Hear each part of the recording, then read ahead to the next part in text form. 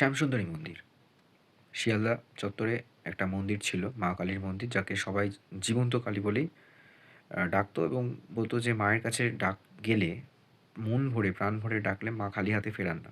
যা মন থেকে চাওয়া হয় তাই মা দেন। এবং জীবন্ত কালী বললেও মাকে সবাই ছোট, একেবারে ছোট বাড়ির মেয়ের রূপে পূজিত হয়ে থাকেন। তাকে ভালোবেসে সবাই চকলেট, ফুল, মিষ্টি, টেডি বিয়ার অনেক কিছু গিফট করতো, যেগুলো সেখানকার সেবাইটাই আবার মন্দিরে আগত ছোট, ছোট বাচ্চাদের মধ্যে দিয়ে দিত, ডিস্ট্রিবিউট করতো। প্রত্যেকদিন সেখানে শাড়ি দেওয়া হতো। এরকম অনেক কিছু হতো শুনেছি। সোশ্যাল ওয়ার্ক হতো। তো ২০২৫-এর ১লা জানুয়ারি সুকিয়া স্ট্রিটে যে মন্দিরটা ছিল সেখানে অনেক কিছু প্রবলেম হয়। সেখানে আ রুলিং পার্টির কিছু নেতারা চলে আসেন। বিভিন্ন ধরনের কথাবার্তা ওঠে যে অনেক কিছু চলছে, চাল পাচার থেকে আরম্ভ করে। সে নিয়ে প্রচুর গসিপ হলো। দেন মন্দিরটা সেখানে রাতারাতি শীতের রাতে, ঠান্ডাতে মায়ের মূর্তিকে সরিয়ে ফেলা হলো। সেটাও ভাইরাল হলো। তারপর সেই মন্দিরটি শুনলাম নাকি গরমকালেতে, আমার এক্সাক্ট এখন মনে পড়ছে না, আমি গরমকালে গেছিলাম। খুব সম্ভবত মার্চ, এপ্রিল বা মে মাসের দিক করে মুকুন্দপুরে একটা মন্দিরটা শিফট করলো, রিলোকেট করলো। তা ভাবলাম যে এবার থেকে মন্দিরে ওইখানেই শিফট হলো। তো বললো ওখানে একজন ভক্ত বাড়িটা মাকে গিফট করেছে এবং সেখানেই পূজিত হবে। তা ভাবলাম ভালো কথা, হতেই পারে। It's okay, fine. তারপর হঠাৎ কী হলো আমি বুঝলাম না সঠিকভাবে।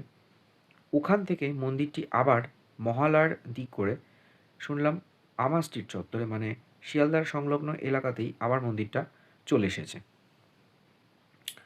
তো এখন সিচুয়েশনটা এরকম যে একটা মন্দিরের মানে প্রতিষ্ঠিত মূর্তি, গর্ভগৃহে যে মূর্তির প্রতিষ্ঠিত নিত্য পুজো হচ্ছে, সেই মূর্তিটি পলিটিক্যাল চাপে হোক বা রিজনে কেন এইভাবে শীতের রাতে সুখিয়া স্ট্রিট থেকে সরানো হলো, তার সঠিক কারণ বোঝা গেল না। বলল যে অনেকে মাকে চাইছে না বা মায়ের ওপর অনেকের বিদ্বেষ, এরকম নানা রকম কথা ছড়ানো হলো ইউটিউবের মাধ্যমে, সোশ্যাল মিডিয়ার মাধ্যমে।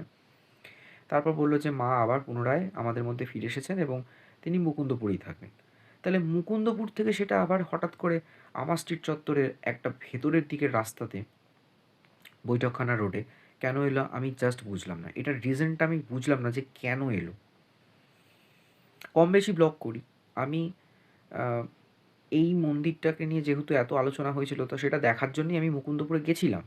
অনেকটা দূর মুকুন্দপুর, মানে অলমোস্ট আমি ডিরেক্ট দুটো মেট্রো চেঞ্জ করেও যেতে পারি, বাইকে যেতে পারি, বাসে যেতে পারি, যাদবপুর থেকে ট্রেনে করে মানে ভায়া যাদবপুর হয়ে ওখান থেকে অটো চেঞ্জ করে যাওয়া যেতে পারে। তো যাই হোক, অনেক কাণ্ড করে আমি গেছিলাম মুকুন্দপুরে। তখন কিন্তু সেখানকার যে সেবাই যারা সুকিয়া স্ট্রিটে ছিল তাদের সাথে কথা হলো, বললো যে মা এখানেই থাকবেন। একটা বাড়ির ভেতরে দেখলাম মন্দিরটা রয়েছে, ঠিক আছে ভালো, বেশ স্পেসটা অন্তত ছিল।